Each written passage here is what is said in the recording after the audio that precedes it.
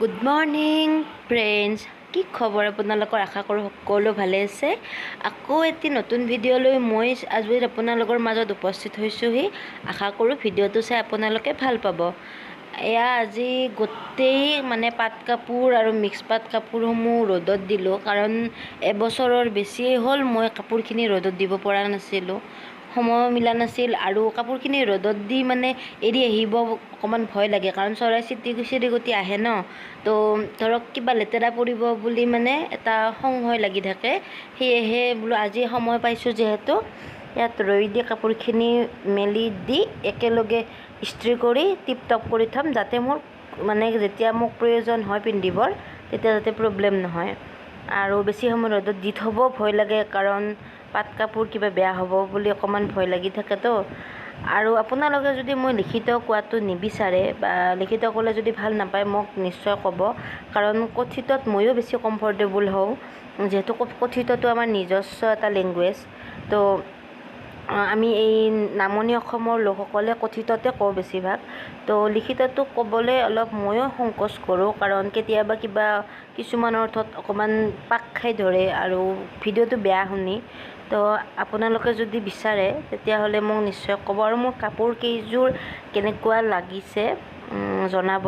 আপোনালোকে যদি ভাল দেখিছে তেতিয়াহ'লে কমেণ্ট এটা কৰি মোক নিশ্চয় জনাব। আৰু আজি এইটো ডেইলি ভ্লগতে ঘৰুৱা ভ্লগ এটা দিছোঁ, কিন্তু ঘৰুৱা ভ্লগৰ এয়া প্ৰথমখিনি আছিল ঘৰৰ পৰা, দ্বিতীয় মই যাবলৈ ওলাইছোঁ এখন ঠাইলৈ। তো পটাপট ৰেডি হ'লোঁ, আৰু অকলে নাযাওঁ, মাৰ ভনী মোৰ মাহীদেউ, আমাৰ এখেত আৰু বহুকেইজন যাব। এখন ঠাইলৈ গৈ আছোঁ, আৰু সেই ঠাইখনৰ কাৰণে এই যা যোগাৰ কৰা হৈছে। এই বস্তু বাহানি লৈছোঁ, কিহৰ কাৰণে যাম, ক'ত যাম মই পিছৰ পৰ্যায়লৈকে কৈ যাম। তো আশা কৰোঁ আপোনালোকে ভিডিঅ'টো চাই যাব। তো আমাৰ ঘৰৰে এইটো ৰঙালাও আছিল, ভাবিলোঁ ইয়াৰ পৰাই লওঁ অকণমান বহুত মানুহ নহয়, কিন্তু 20-25 জনতো হ'ব। সেয়েহে প্ৰিপেয়াৰখিনি সেইখিনি আমাৰ পৰাই কৰিছোঁ, গোটেইখিনি আমিয়ে লৈছোঁ। আৰু এয়া গৈ আছোঁ, যাবলৈ ৰেডি।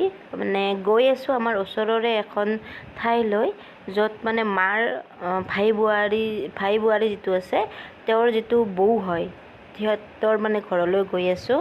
আমাৰ মামী হয়, তেখেতক খোৱাবলৈ 7মহীয়া নিয়ম থাকে ন, তো আমি তাতে গৈ আছোঁ। আৰু এয়া গৈ পায়ে চাহ খাই লৈ ভাত বনোৱাত ৰেডি।